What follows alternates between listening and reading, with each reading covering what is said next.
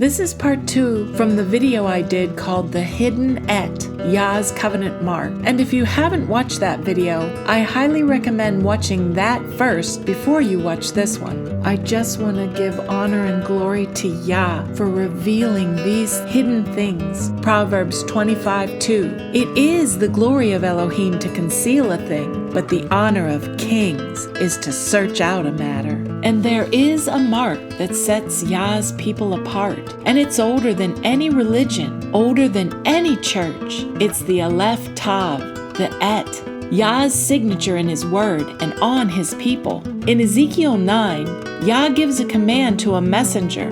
Ezekiel 9, verse 4. And Yah said unto him, Go through the midst of the city, through the midst of Jerusalem, and set a mark upon the foreheads of the men that sigh and that cry for all the abominations that be done in the midst thereof.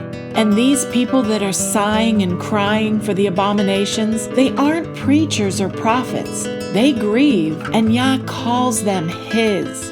In Hebrew, that mark is a Tav, the last letter of the alphabet. In ancient script, it looked like an X or a cross. In modern Hebrew, it looks like a door, because that's exactly what it is. In Exodus 12, Yah gives this instruction before the final plague.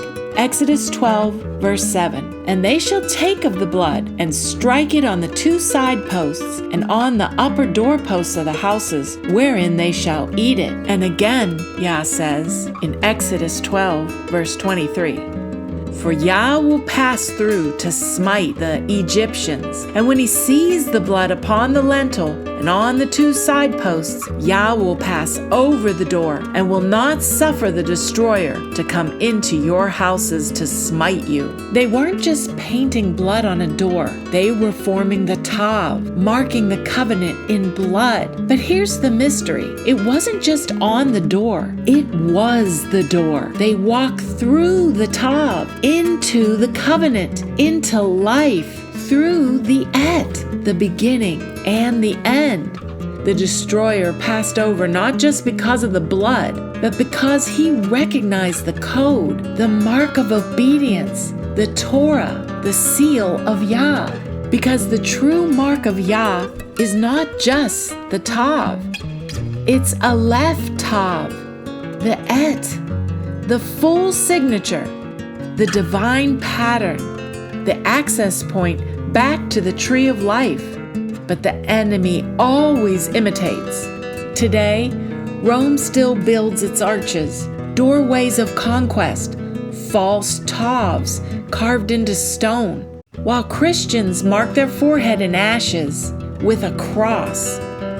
A Tav without an Aleph, a covenant without the Creator, a door that leads to nowhere, a counterfeit mark for a counterfeit system, a counter-et.